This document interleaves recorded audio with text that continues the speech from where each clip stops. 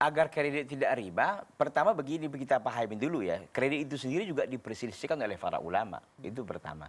Tapi saya pribadi condong kepada pendapat ulama yang membolehkan kredit. Tetapi dengan catatan. Pertama, kredit ya, walaupun sifatnya kredit, maka itu sesungguhnya akadnya jual beli. Dalam pengertian apa? Pengertian bahwa ketika seseorang itu memberikan kredit, apalah contohnya, umpamanya sepeda motor, ataupun handphone, atau apalah itu kan.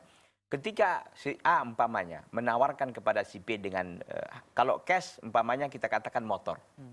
Kalau motor ini cash 20 juta. Tetapi kalau dia kredit 30 juta. Ada perbedaan harga dong, kan begitu. Tapi kan tentu kalau dia kredit tentu ada cicilan yang harus diselesaikan dengan dengan waktu tertentu begitu.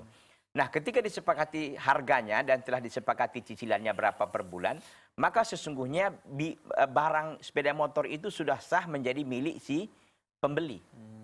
Sudah sah menjadi milik pembeli. Tidak seperti leasing-leasing yang sekarang, bahwa itu adalah hanya gantung saja sebenarnya gitu kan. Mereka tetap sesungguhnya tidak dilepas mereka 100%, padahal kalau tidak angkanya sanggup bayar, jual beli. disita, gitu. Disita dan uang yang sudah masuk itu nggak dihitung kan, hangus begitu.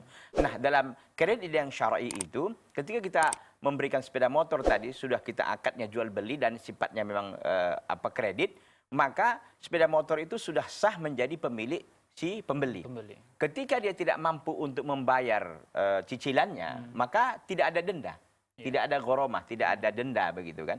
Kita hanya menegur, mengingatkan, ini sudah sampai jatuh tempo bulan ini, kenapa belum dibayar? Oh, belum mampu. Maka kita kasih waktu lagi. Ketika dia tidak mampu, maka di sini bisa dilaporkan kepada hakim. Hakim bisa memberi keputusan bahwa barang itu bisa dijual. Barang yang sudah dijual, kemudian hasilnya bagaimana? Hasilnya dilihat berapa lagi utangnya. Umpamanya dia sudah bayar 15 juta. Motor umpamanya dijual 15 juta juga. Maka genap jadi 30 juta. Udah selesai habis utangnya. Tapi ketika umpamanya lebih dari harga penjualan, utangnya sedikit lagi umpamanya, maka hasil penjualan itu dikembalikan pada si pembeli. Bukan seperti akad-akad yang ada pada hari ini. Nah, demikian wallahu taala alam.